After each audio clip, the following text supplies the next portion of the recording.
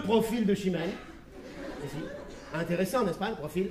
Bon, pourquoi Chimène tourne-t-elle la tête de ce côté? Non, ce n'est pas absolument gratuit. Chimène tourne la tête parce qu'elle s'adresse là-bas à Elvire, sa suivante, sa gouvernante, sa confidente. Dans une production normale, il y a là-bas une comédienne qui interprète le rôle d'Elvire. On imagine ici, s'il vous plaît, une Elvire, alors robe d'Elvire, n'est-ce pas?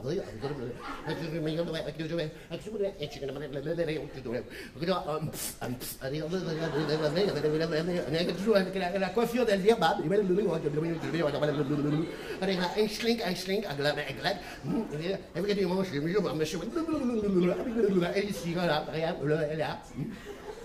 bon. Elvire, elle ne joue rien de particulier, mis à part qu'elle écoute la question de sa maîtresse Chimène. Bon, ça dépend bien sûr de la nature de la comédienne. Il y a des actrices qui, dans cette situation-là, avec ce personnage-là, réussissent à faire passer des sentiments tels que...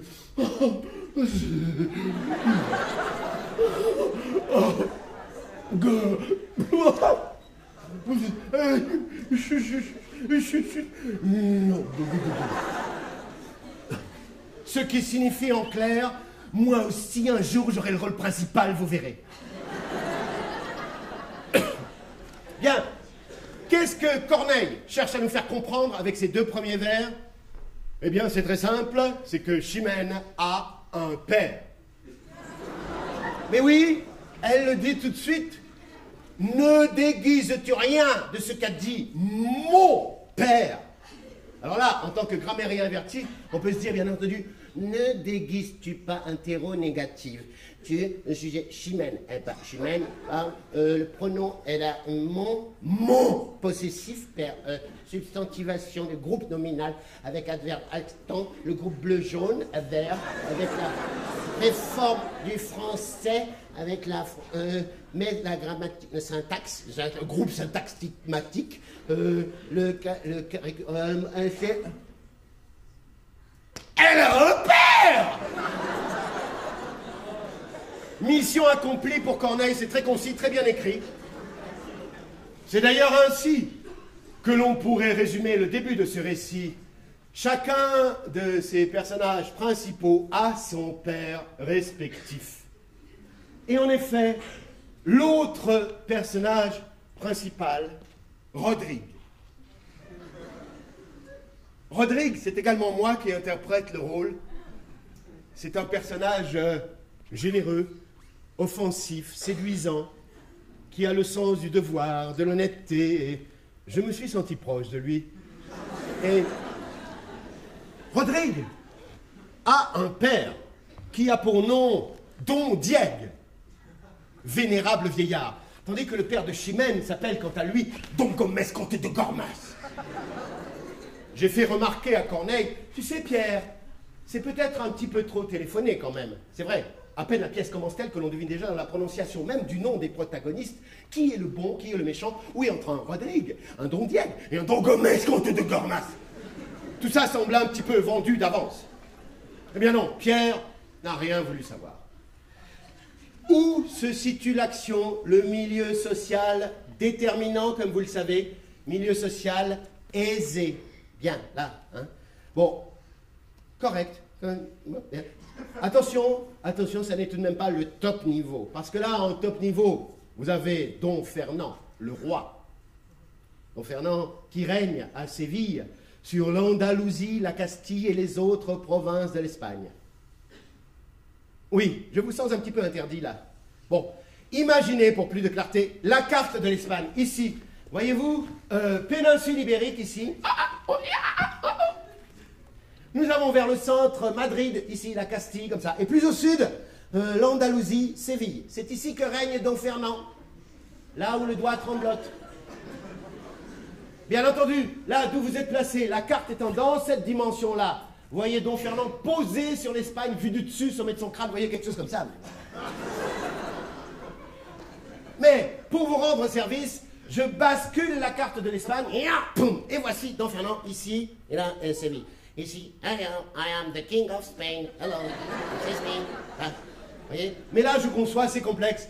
On vient de passer du graphique des couches sociales à Don Fernand basculé sur la carte. C'est difficile à suivre. Alors, pour vous rendre service, Je vous le représente ici, de manière plus concrète, Don Fernand sur son trône.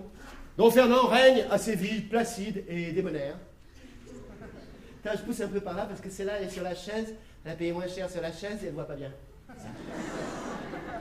Attends. J'ai fait un plan spécial. Il n'y a rien à voir, le roi règne. Il est là, il règne, placide. Rude métier, hein. Bon, Don Fernand peut se permettre de régner, placide et débonnaire.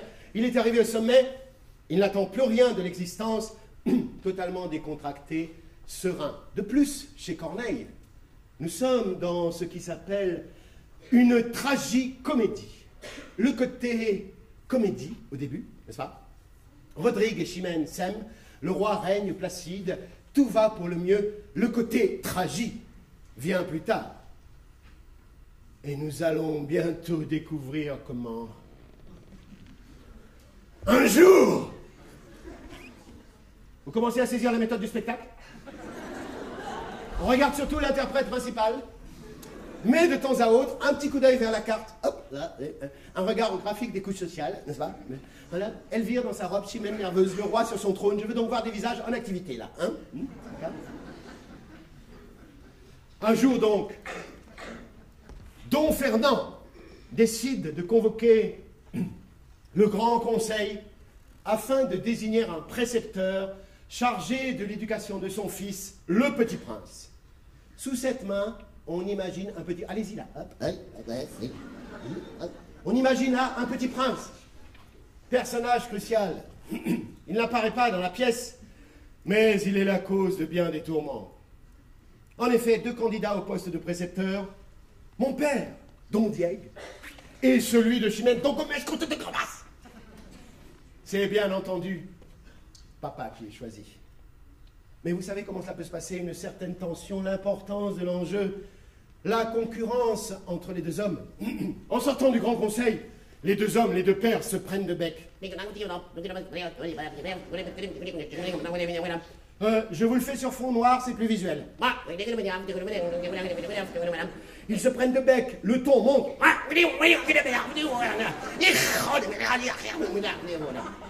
Et donc, comme est-ce qu'on te dit Gormas?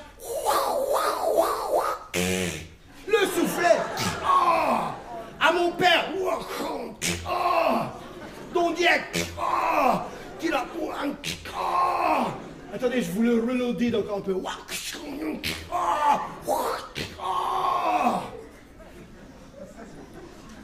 avez bien compris ce que fait le soufflet?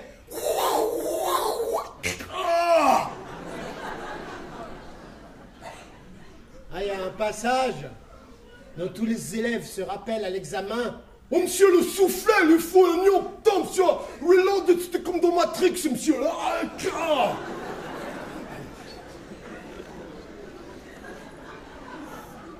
Le soufflet à mon père, Don Diego, qui sombre aussitôt dans la rage, dans le désespoir et dans la vieillesse ennemie.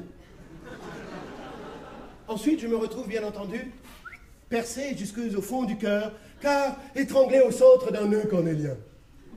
Pourquoi étrangler nœud cornélien? Je vous rappelle quand même que Chimène, Rodrigue, il est là, Chimène, les vieux, ils sont, et c'est loin, mais, il doit laisser la love, baby, yeah,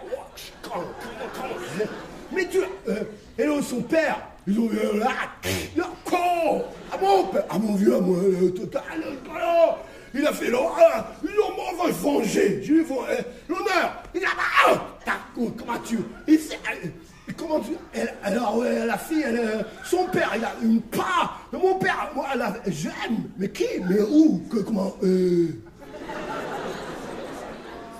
Après, ça m'a énervé, je suis sorti, j'ai brûlé une bagnole.